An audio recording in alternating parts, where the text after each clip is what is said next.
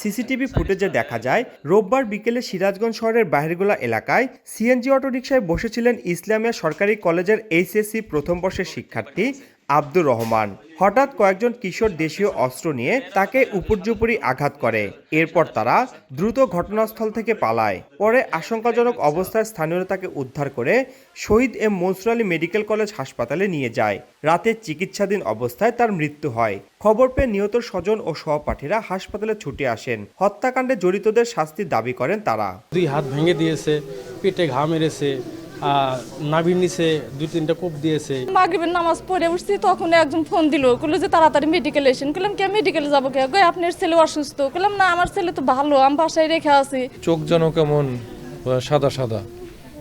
পরে আমাকে বের করে দিল। পরে আধা ঘন্টা পরে আমাকে জানায় দিল যে ও মারা গেছে।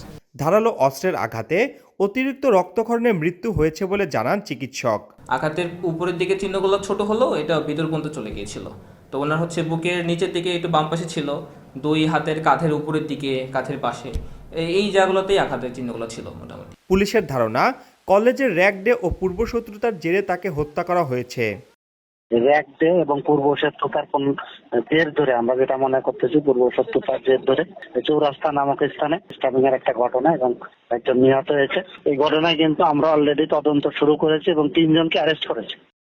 এ ঘটনায় এখন পর্যন্ত 3 জনকে আটক করা হয়েছে বলে জানিয়েছে পুলিশ। রিঙ্কু কুণ্ডু, সময় সংবাদ, সিরাজগঞ্জ।